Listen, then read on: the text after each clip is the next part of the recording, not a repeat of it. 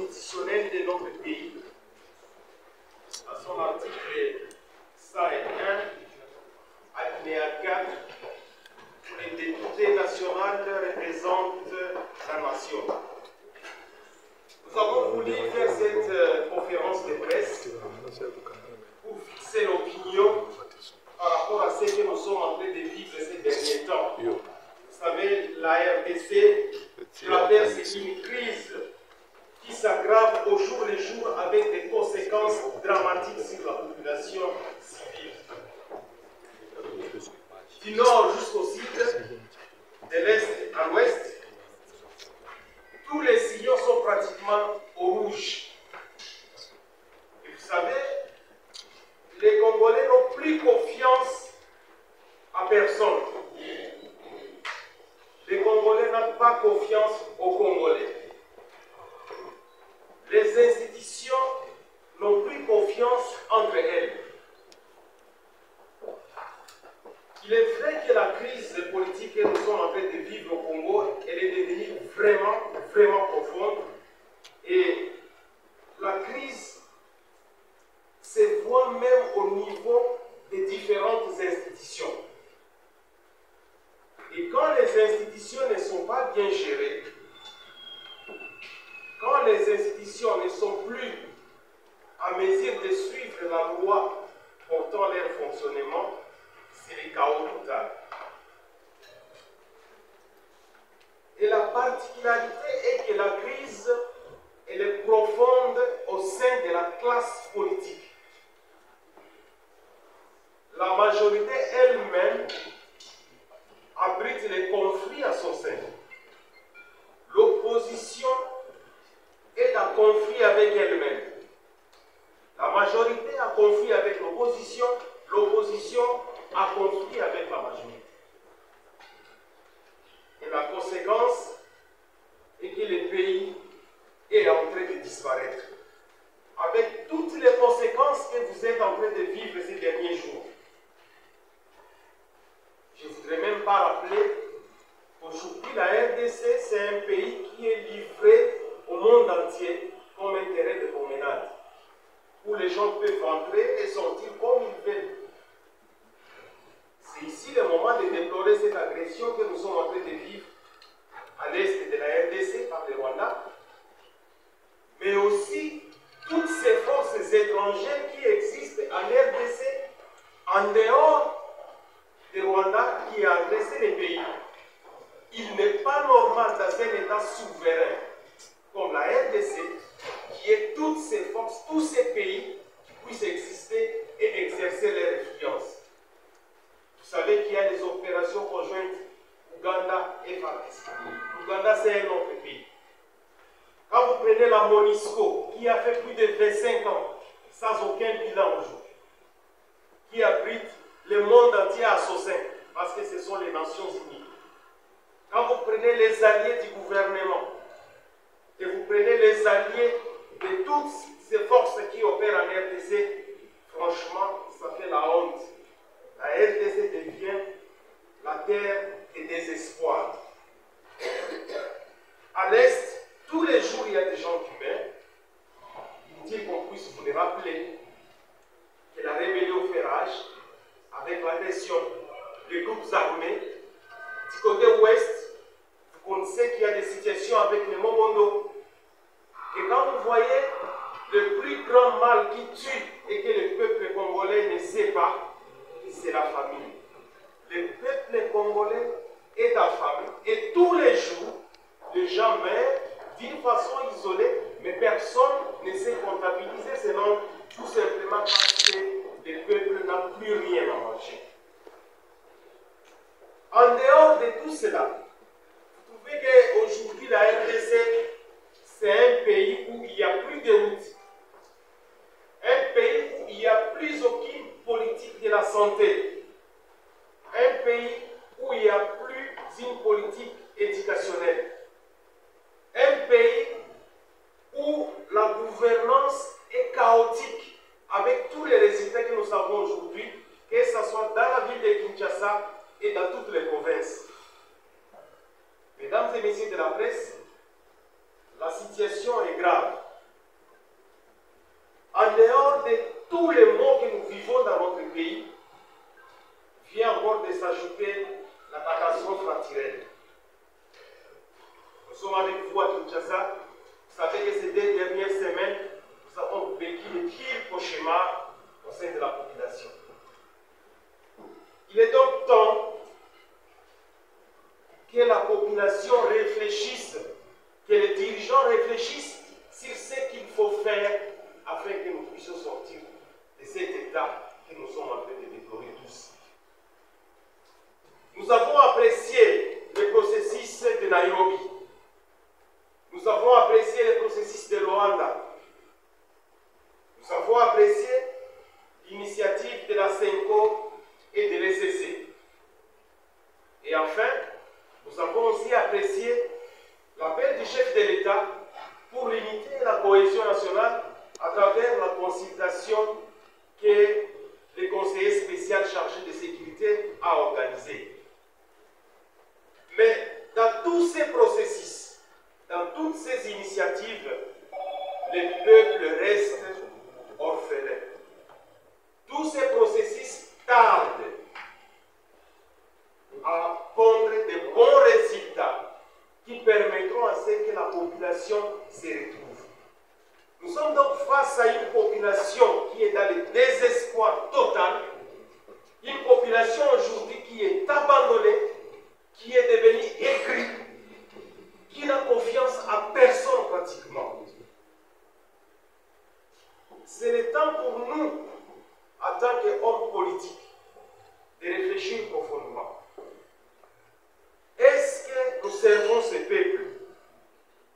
Que nous soyons de la majorité, nous soyons au pouvoir. Est-ce que nous avons servi ce peuple? Que nous soyons de l'opposition, est-ce que nous avons servi ce peuple? Ou c'est plus nos intérêts qui passent en premier, en priorité? Et il est vrai aujourd'hui que la classe politique que nous sommes en train de vivre au Congo n'a pas produit des résultats depuis 1960, depuis l'indépendance. Aucun résultat. Parce que si nous prenons les indicateurs, la RDC s'est enfoncée plus que ce que nous avions dans les années 60. Ça veut dire tout simplement la classe politique, elle a échoué. Elle a échoué complètement. Il est donc temps que d'autres personnes, que d'autres acteurs, que les politiciens qui sont encore là, qu'ils réfléchissent comment on peut faire les choses autrement. Et c'est là où nous sommes en train de décrier toutes ces caprices politiques,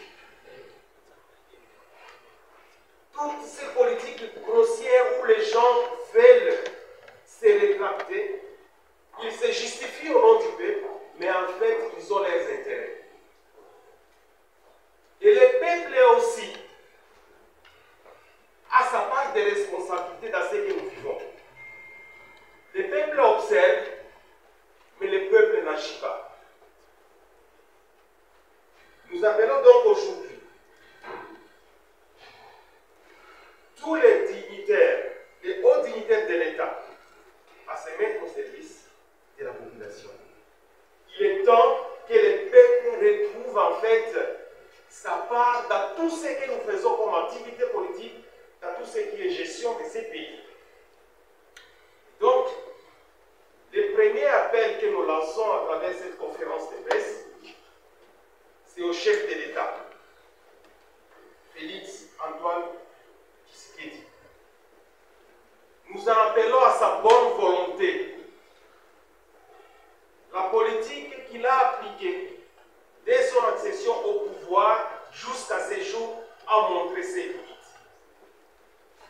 Il est important, comme il est chef de l'État, qu'il réforme les choses en faveur du peuple. Et pour cela, nous comptons sur sa bonne volonté. Parce que nous n'allons pas aller à l'affrontement contre les Congolais que nous sommes. Depuis 1960, que ce soit Kasabougou, que ce soit Mobutu, que ce soit Laurent Désiré Kabila, que ce soit Joseph Kabila, que ce soit Tshisekedi, tous sont des Congolais. Nous sommes tous des frères. Ce que nous devons privilégier, c'est notre intérêt commun, c'est la République démocratique du Congo. Il est important donc que les chefs de l'État réfléchissent sur sa politique qui n'a pas produit des résultats pour que les choses aillent autrement. Il est important aussi à l'opposition, moi j'ai été opposant depuis 2018, de ne pas toujours crier dans les médias, de ne pas toujours condamner ce qui se passe, mais de prêter aussi main forte pour que la gestion des affaires, pour que la gestion de l'État produise un effet positif pour cette population. Nous disons donc que l'opposition doit être constructive, doit être républicaine, en faveur du peuple. Nous devons bannir avec cette façon de mettre la haine, de s'aimer la haine dans la politique. Parce que ce que nous vivons en RDC, c'est comme si nous sommes des ennemis entre nous. Et pourtant, nous sommes des frères. Nous devons apporter des solutions à ceux qui gèrent. Et ceux qui gèrent doivent aussi apporter des solutions à ceux qui sont en dehors de la gestion. Je voudrais quand même rappeler ici que l'opposition est muselée. L'opposition est écrasée. L'opposition ne sait plus exprimer ses droits. Et vous savez combien nous sommes en prison. Nous avons fui, nous sommes en exil. Personne ne sait descendre dans la rue. Personne ne sait parler mal parce qu'il sera interpellé, arrêté. Et pourtant, un pouvoir sans opposition dans un régime de démocratie, c'est un pouvoir qui ne vaut pas la peine. Ça sera un pouvoir déséquilibré, un pouvoir qui ne profite pas à la population.